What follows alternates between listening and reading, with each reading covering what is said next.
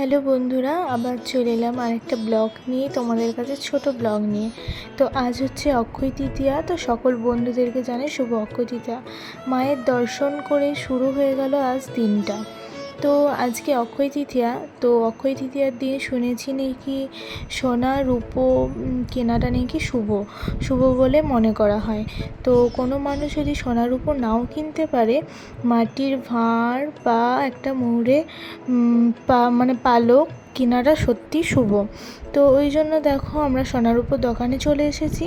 আর 2-3 জায়গায় আজকে অক্ষয় তৃতীয়ার কার্ডও ছিল। তো একটা জায়গায় যাব করতে, মা আর আমি বেরিয়ে পড়েছি, আর বাকি জায়গাগুলো বাবাই করবে। তো আমরা সোনার জিনিস কিছু দেখছিলাম, শাঁখাপলা।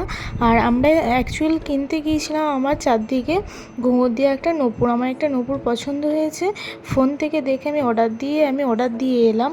তো আজকে আর পেলাম না, ওই জন্য খালি হাতে যাব না, ওই জন্য একটা সোনার নাকছাবি কিনলাম। তো বন্ধুরা দেখো, দুটো নাকছাবির মধ্যে কোনটা পছন্দ হচ্ছে প্লিজ কমেন্ট করে আমাকে জানিও।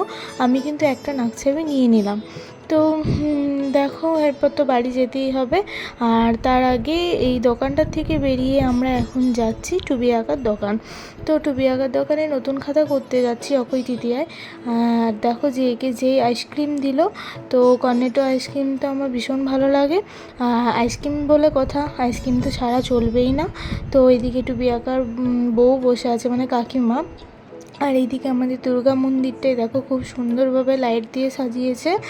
আর এইদিকে মা অক্ষয় তৃতীয়া কার্ডটা করতে গেল। আর আমি এখন মোটামুটি বাজছে 8:30-9টা নাগাদ। তো এই দিক থেকে আমি ভাবলাম এই একটা আইসক্রিমে ঠিক আমার মন ভরলো না। তো ভাবলাম যে একটু আলাদা করে যেয়ে আর একবার মাইতো মায়ের মন্দিরে আর বাবা মনতলায় প্রণাম করে তারপর আবার যাব।